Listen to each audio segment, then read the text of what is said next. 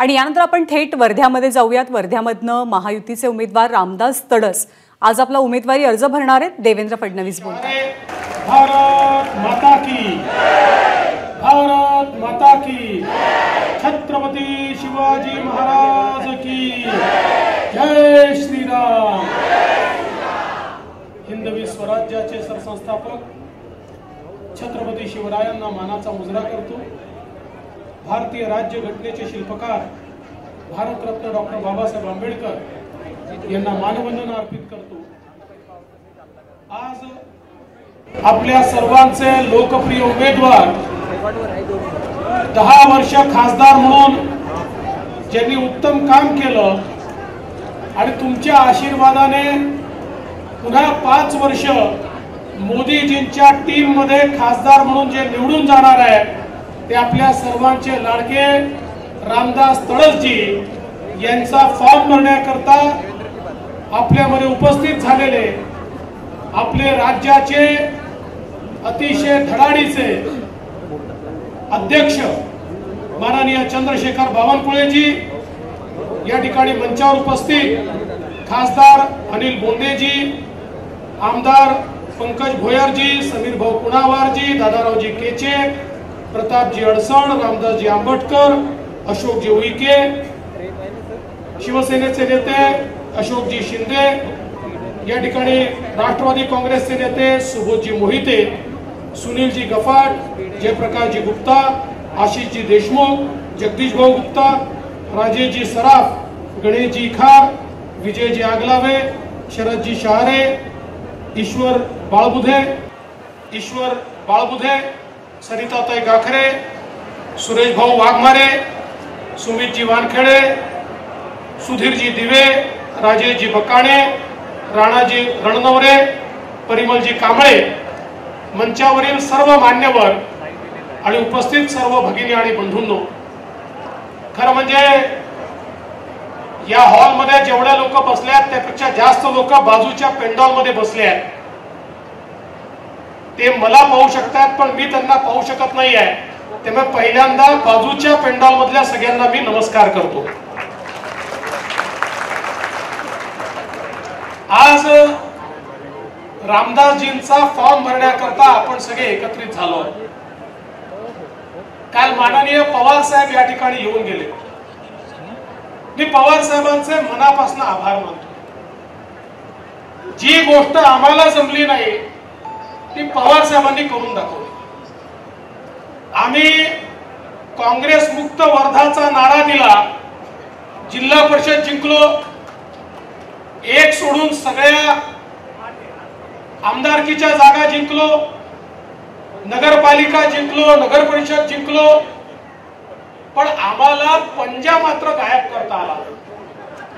पवार साहेबांचे मनापासून आभार की पवार साहेबांनी वर्धेतनं पंजा गायब करून दाखवला। जे आमचं स्वप्न होतं ते पवार साहेबांनी पूर्ण केलं। ज्या महात्मा गांधींचं नाव सांगून सांगून सांगून काँग्रेसने इतके वर्ष राजकारण केलं, त्या महात्मा गांधींच्या वर्ध्यातनं काँग्रेसला हद्दपार करण्याचं काम शरद पवार साहेबांनी करून दाखवलं, म्हणून त्यांचे आपण सगळे मनापासून आभार मानतो। काय अवस्था आली आहे, काँग्रेस वर्ध्यातनं हद्दपार, पण हद्दपार तर केलं पण उमेदवारच सापडे ना।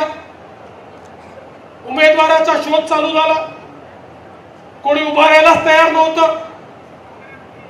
मग एक उमेदवार काँग्रेसमधनं त्यांनी आयात केला, ते माझे मित्रच आहेत, मला हे माहिती आहे की त्यांना पक्क माहिती आहे की विधानसभेत तर काही त्यांचा टिकाव लागत नाही, तर किमान लोकसभेत शहीद होऊन नाव आपलं मोठं करावं या दृष्टीने त्यांनी राष्ट्रवादीचं या ठिकाणी तिकीट घेतलं। पण काही हरकत नाही, सगळ्यांना शुभेच्छा आहे, लोकशाही आहे, प्रत्येकाने लढलं पाहिजे। पण एक गोष्ट निश्चितपणे आहे, गांधीजींचं वर्धा न काँग्रेसचं न शरद पवारांचं, ते मोदीजींचं आणि भाजपचं हे आता शिक्कामोर्तब झालेलं आहे। आमच्या रामदास तडसजींनी गेल्या 10 वर्षामध्ये सर्वसामान्य जनतेमध्ये सातत्याने भूमिका घेतली. लोकसभेत असो, लोकसभेच्या बाहेर असो, सामान्य माणसात ते फिरत राहिले. हा एक असा खासदार होता की जो सातत्याने लोकांना उपलब्ध होता. रामदासजी जनसामान्यांचे नेते म्हणून त्या ठिकाणी सगळ्या भागामध्ये उपलब्ध होते आणि म्हणूनच जनतेचं विलक्षण प्रेम हे रामदासजींना या ठिकाणी मिळालंय. आणि तसेही रामदासजी पैलवान आहेत आणि आता तर कुस्तीगीर परिषदेचे राष्ट्रीय अध्यक्ष आहेत. आता कुस्तीगीर परिषदेमध्ये कोणाचं पॅनल हरवलं माहितीये त्यांनी? इतके वर्ष कुस्तीगीर परिषदेवर शरद पवार साहेबांचं पॅनल कब्जात होतं, शरद पवारांच्या कब्जात होती.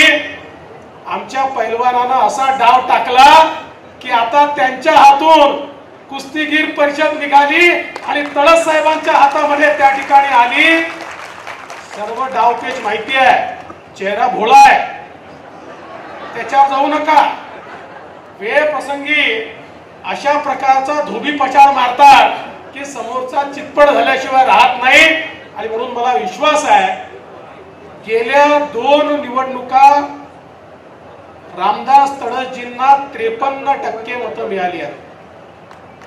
यावेळेस तर मोदीजींची सुनामी आहे.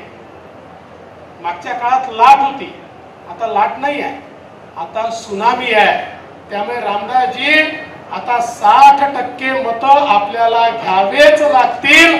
आणि मला विश्वास आहे समोर बसलेले जे लोक आहेत त्यांचा आशीर्वाद तुम्हाला मिळणार आहे.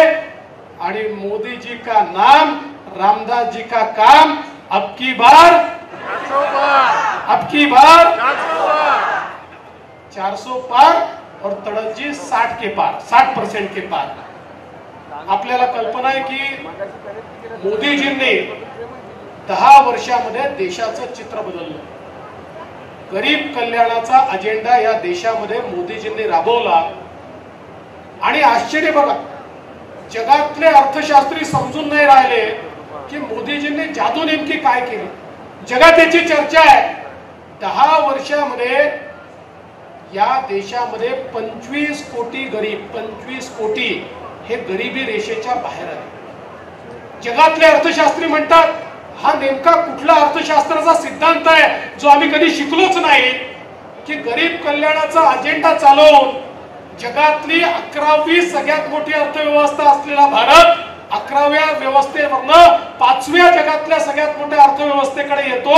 ही काय जादू मोदीजींनी केली हे देखील आज अर्थशास्त्री त्याचा अभ्यास करतायत. मोदीजींनी सांगितलं अर्थव्यवस्था जगातली 5वी सगळ्यात मोठी मी केली, पण मुठभर लोकांच्या भरोश्यावर नाही केली. या ठिकाणी गरीबाला अधिकारिता देऊन अर्थव्यवस्थेला चालना दिली. गरीबाला घर दिलं, गरीबाला शौचालय दिलं, गरीबाला गॅस दिला, गरीबाला लाईट दिले, गरीबाच्या घरी पाणी दिलं. मुद्रा सारख्या योजनेच्या माध्यमातून 50 कोटी गरीब आणि मध्यमवर्गीयांना त्या ठिकाणी कर्ज देऊन कामाला लावलं. आणि मला सांगताना आनंद वाटतो, माझी मातृशक्ती या ठिकाणी आहे. 50 कोटी मुद्रा लोनचे जे कर्ज मिळाले त्यातले 25 कोटी कर्ज महिलांना मिळाले. या देशात 25 कोटी महिलांना आपल्या पायावर उभा करणारा व्यक्ती जर कोणी असेल तर ते मोदीजी आहेत. आणि तुम्ही तडस साहेब लक्षात ठेवा, आता तुम्हाला तिकीट मिळालं पण पुढच्या वेळेस कोणी आपलं तिकीट पक्क समजू नका. या ठिकाणी फक्त एक आमच्या ताई बसलेले आहेत, बाकी सगळे पुरुष बसले आहेत. आता तुमची संधी संपली आहे. 2029च्या निवडणुकीमध्ये मोदीजींनी सांगितलं 33% लोकसभेच्या खासदार महिला असतील आणि 33% विधानसभेच्या आमदार देखील महिला असतील. आतापासून सवय करा, एक रांग पुरुषांची तर सोबत एक रांग महिलांची करा, नाहीतर तुम्हाला कोणी विचारणार नाही. एवढं लक्षात ठेवा, कारण मोदीजींनी आता गरीब कल्याणासोबत महिला कल्याणाचा अजेंडा हातामध्ये घेतलाय. आणि महिलांचे असे आशीर्वाद मोदीजींच्या पाठीशी आहेत की मोदीजींना कोणी मागे टाकू शकत नाही. आज 3 राज्यांच्या निवडणुकात देखील आपण बघितलं, सगळे पोल पंडित सांगायचे भाजपचा पराजय होणार, भाजपचा पराजय होणार, पण त्यांना नारी शक्तीची ताकदच माहिती नव्हती. त्यामुळे नारी शक्ती अशी मोदीजींच्या पाठीशी उभी राहिली की तिन्ही राज्यामध्ये इतर पक्षांचा सुपडा साफ, काँग्रेसचा सुपडा साफ आपण केला. आणि आता हीच नारी शक्ती मोदीजींना 400 पार घेऊन जाणार आहे ना? नक्की हीच नारी शक्ती घेऊन जाणार आहे. आणि म्हणून गरीब कल्याणाच्या अजेंड्याच्या माध्यमातून या ठिकाणी मोदीजींनी काम केलं. आणि लक्षात घ्या, ज्यावेळेस 5 कोटी घरं बांधले जातात, ज्यावेळी 11 कोटी शौचालय बांधले जातात, ज्यावेळी प्रत्येक घरामध्ये नळ पोचतो, प्रत्येक घरात वीज पोचते, या प्रत्येक कामामध्ये त्यातनं रोजगाराची निर्मिती होते. ज्यावेळेस गडकरी साहेबांच्या नेतृत्वात इतके हायवे तयार होतात, इतके पूल तयार होतात, देशामध्ये इतके रेल्वे तयार होतात, या प्रत्येक गोष्टीमुळे रोजगाराची निर्मिती होते. मोदीजींनी अशी गुंतवणूक केली की ज्या गुंतवणुकीतून देशाचा विकास झाला, ज्यातनं रोजगाराची निर्मिती झाली आणि त्यामुळे देशाची अर्थव्यवस्था जगातली 5वी अर्थव्यवस्था झाली. आणि आता मोदीजींनी सांगितलंय, मोदी की गारंटी है तीसरी बार सरकार आएगी तो दुनिया की तीसरी सबसे बड़ी अर्थव्यवस्था ये भारत बनेगा. जगातली तिसरी आर्थिक महाशक्ती भारत बनणार आहे. तिसरी आर्थिक महासत्तेचा अर्थ काय आहे? आर्थिक महासत्ता बनणं याचा अर्थ अर्थव्यवस्थेचा विस्तार होणं. अर्थव्यवस्थेचा विस्तार होणं म्हणजे काय? प्रत्येकाला संधी प्राप्त होणं. अर्थव्यवस्थेचा विस्तार म्हणजे रोजगाराची निर्मिती होणं. अर्थव्यवस्थेचा विस्तार म्हणजे मूलभूत सोयी शेवटच्या माणसापर्यंत पोहोचणं. अर्थव्यवस्थेचा विस्तार होणं म्हणजे देशाच्या तिजोरीत पैसा येणं. आणि मोदीजींकडे पैसा आला तर मोदीजी केवळ गरीब, मध्यमवर्गीय यांचाच विचार करतात, महिला, आदिवासी, दलित यांचाच विचार करतात, ओबीसी, गरीब, शेतकरी यांचाच विचार मोदीजी करतात. हा सगळा पैसा या समूहाच्या कल्याणाकरता या ठिकाणी मोदीजी लावतील. आणि आपल्याला माहिती आहे, मोदीजी की गॅरंटी याने गॅरंटी की गॅरंटी, अशा प्रकारची गॅरंटी आपल्याला मोदीजींनी दिली आहे. आणि म्हणून आज आपण पाहतोय, शेवटी ही निवडणूक ग्रामपंचायतची नाही, ही निवडणूक नगरपालिकेची नाही, ही विधानसभेची नाही, ही देशाची निवडणूक आहे. या ठिकाणी देशाचा नेता आपण निवडतोय. रामदास तळसांना हे वोट नाहीये, हे देशाचा नेता निवडण्याकरता वोट आहे. समोरच्या पक्षाचा वोट हे देशाचा नेता निवडण्याकरता वोट आहे. आता त्यांच्याकडे तर प्रश्न असा आहे, त्यांची कुठली आघाडी? इंडिया आघाडी तयार झाली. इंडिया आघाडी, ही इंडिया आघाडी कशी आहे? या इंडिया आघाडीमध्ये 25 त्या ठिकाणी पक्ष आहेत आणि 25 पक्ष केवळ इंजिन आहे, याला डब्बा एकही नाही आहे. आपली गाडी कशी आहे? आपल्या महायुतीमध्ये, आपल्या एनडीए मध्ये आपले मोदीजी इंजिन आहे, बाकी सगळे बोगे आहेत. आणि सगळ्या बोग्यांमध्ये सामान्य माणसाला बसायची व्यवस्था आहे. पण हे 25 पक्ष केवळ इंजिन आहे. इंजिनामध्ये इंजिनच्या ड्रायव्हर शिवाय कोणालाही बसता येत नाही. आणि हे 25-26 इंजिन वेगवेगळ्या दिशेने निघालेले आहेत. आणि यातलं मुख्य इंजिन कोणतं याचा निर्णय झालेला नाही. कारण प्रत्येक पक्षाचा ड्रायव्हर म्हणतो माझंच इंजिन हे पक्क इंजिन आहे. त्यामुळे एक इंजिनला दिल्लीकडे ओढतं, दुसरं चेन्नईकडे ओढतं, तिसरं बंगालकडे ओढतं, चौथं युपीला ओढतं, 5वं बिहारकडे ओढतं. त्यामुळे ही गाडी कुठेही जाऊ शकत नाही. विकासाची गाडी फक्त आणि फक्त मोदीजींकडे आहे. विकासाचा इंजिन हे केवळ मोदीजींचा आहे.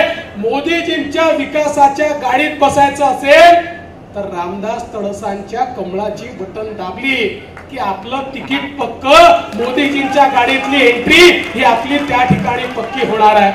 आणि म्हणून ही निवडणूक देशाची निवडणूक आहे. देशाचा नेता कोण असेल मला सांगा? मोदीजी शिवाय कोणी नेता होऊ शकतो? कोणी होऊ शकतो? आज देशाचे नाही मोदीजी वैश्विक नेते झाले आहेत, वैश्विक नेते. आपण सगळ्यांनी बघितलं G20च्या वेळी जगातले सगळे देश म्हणाले मोदीजी तुम्ही नेतृत्व करा. आफ्रिकेचे देश म्हणाले आमचे नेते मोदीजी आहेत. आणि जगातल्या सगळ्या देशांनी त्या ठिकाणी मोदीजींना समर्थन दिलं. मोदीजींनी काय करून दाखवलं? गांधीजींचा जिल्हा म्हणून सांगतो, दिल्लीच्या गांधीजींच्या समाधीवर त्या ठिकाणी जगातले सगळे नेते मोदीजींनी एकत्रित केले आणि जगातल्या सगळ्या राष्ट्रपती आणि प्रधानमंत्र्यांनी गांधीजींचं अभिवादन केलं आणि त्यांना त्या ठिकाणी आदरांजली वाहिली. एक प्रकारचं वैश्विक नेतृत्व मोदीजींनी तयार केलं. आज जगाच्या पाठीवर भारताशिवाय जगाची कल्पना करता येत नाही असं आता जगातले नेते म्हणतात. हा कणखरपणा या देशामध्ये मोदीजींशिवाय कोण दाखवू शकतं? आज चीन असेल, पाकिस्तान असेल, आपल्याकडे वाकडी नजर करून पाहू शकत नाही. ही हिम्मत कोणाची आहे? ही केवळ मोदीजींची आहे. नाहीतर तोही काळ आपण पाहिला मनमोहन सिंगजींचा, ज्या काळामध्ये पाकिस्तान आपल्याकडे येऊन बॉम्ब विस्फोट करायचा आणि आम्ही काय करायचो? आम्ही केवळ युनायटेड नेशन मध्ये जाऊन त्यांचा निषेध करायचो, मग तीव्र निषेध करायचो, मग अति तीव्र निषेध करायचो. आपला निषेध संपत नाही तर दुसरा बॉम्बस्फोट व्हायचा. मोदीजींनी सांगितलं आमच्याकडे येऊन बॉम्बस्फोट करण्याचा प्रयत्न केला तर तुमच्या पाकिस्तानमध्ये घुसून आम्ही तुमचा निपात करू शकतो. आता पाकिस्तान आणि चीनची हिंमत नाही भारताकडे वाकडी नजर करून पाहण्याची. हे मोदीजींनी करून दाखवलं. आज भारताला कुठल्या उंचीवर नेलाय? आपलं चंद्रयान हे त्या ठिकाणी चंद्रावर उतरलं तर भारत पहिला देश झाला की ज्यांनी चंद्राच्या दक्षिण ध्रुवावर चंद्रयान उतरवलं. आज आपला आदित्य एल1 हा उपग्रह सूर्यापाशी पोहोचला तर जगातला पहिला देश भारत झाला की ज्यांनी सूर्याच्या ऑर्बिट मध्ये आपला उपग्रह नेला. बंधू भगिनींनो, हा ग्रामपंचायतची निवडणूक नाही आहे, ही देशाची निवडणूक आहे. देशाला पुढे न्यायचं असेल तर वैश्विक नेतृत्व लागतं. एक असं नेतृत्व जे पलीकडचं पाहू शकतं, एक असं नेतृत्व जे भारताला विकसित करू शकतं. आणि विकसित भारताची संकल्पना मोदीजींनी घेतलेली आहे. 2047 सालचा विकसित भारत मोदीजी तयार करणार आहेत. आणि बंधू भगिनींनो, मोदीजींनी सांगितलं गेले 10 वर्ष तर ट्रेलर होता, पिक्चर अभी बाकी है. हा पिक्चर पुढच्या 5 वर्षामध्ये आपल्याला पाहायला मिळणार आहे. आता येणारे 5 वर्ष भारताचं परिवर्तन करणारे, ट्रान्सफॉर्मिंग अशा प्रकारचे 5 वर्ष आहेत. भारतातल्या सामान्य माणसाला, भारतातल्या शेतकऱ्याला, भारतातल्या युवांना स्थैर्य देणारं अशा प्रकारचे 5 वर्ष असणार आहे. आपल्या सगळ्यांना अधिकारिता देणारे 5 वर्ष असणार आहे. आणि म्हणून माझी विनंती आहे, या निवडणुकीमध्ये जसं अर्जुनाला त्या ठिकाणी एकच गोष्ट दिसत होती, माशाचा डोळा, तसं आपल्याला एकच गोष्ट दिसली पाहिजे, ती म्हणजे मोदीजी तिसऱ्यांदा प्रधानमंत्री. आणि मोदीजींना तिसऱ्यांदा प्रधानमंत्री बनवण्याकरता आपल्या सोबत शिवसेना आहे, आपल्या सोबत राष्ट्रवादी काँग्रेस आहे, आपल्या सोबत रिपाई आहे, आपल्या सोबत रासपा आहे, आपल्या सोबत रयत क्रांती आहे, आपल्या सोबत वेगवेगळे पक्ष या ठिकाणी एकत्रित आहेत. आपण सगळे मिळून निश्चितपणे या ठिकाणी मोदीजींना प्रधानमंत्री बनवण्याकरता या महाराष्ट्रातनं आजपर्यंतचे सगळे रेकॉर्ड तोडून आपण खासदारांची संख्या देणार आहोत. आणि या संख्येमध्ये वर्धेकर हे रामदासजींची हॅट्रिक या ठिकाणी निश्चितपणे करतील, हा विश्वास मी व्यक्त करतो. आणि आता तुम्ही सगळ्यांनी मिळून या ठिकाणी निश्चितपणे आपल्या सगळ्यांना माझी विनंती आहे, याच्यानंतर रॅली देखील होणार आहे. बावनकुळे साहेबांना आणि मला अकोल्याचा फॉर्म भरायला जायचा आहे, म्हणून मंचावरच्या इतर नेत्यांची, आमदारांची भाषणं देखील झालेली नाहीत, पण रॅलीत सगळे उपस्थित राहणार आहे. आपल्या सगळ्यांना विनंती आहे, एक अभूतपूर्व रॅली वर्धाकरांनी पाहिली नाही अशी फॉर्म भरण्याची रॅली आज आपण या ठिकाणी काढावी, एवढीच विनंती करतो आणि माझं बोलणं संपवतो. धन्यवाद. जय हिंद. तर वर्ध्यामध्ये जे भाजप करू शकला नाही ते शरद पवारांनी करून दाखवलं असं म्हणत देवेंद्र फडणवीसांनी शरद पवारांचे आभार मानलेत. कारण वर्धा हा पारंपरिक पद्धतीनं काँग्रेसचा मतदारसंघ, परंतु या वेळेला हा मतदारसंघ आघाडीमध्ये राष्ट्रवादी काँग्रेसकडे गेला आणि शरद पवारांनी अमर काळे काँग्रेसचे उमेदवार यांना आपल्या पक्षाच्या चिन्हावरती उमेदवारी दिली. त्यामुळे एक प्रकारे काँग्रेस वर्ध्यातनं हद्दपार झाल्याची भावना व्यक्त करत देवेंद्र फडणवीसांनी शरद पवारांचे आभारही मानलेत. एबीपी माझा, उघडा डोळे बघा नीट.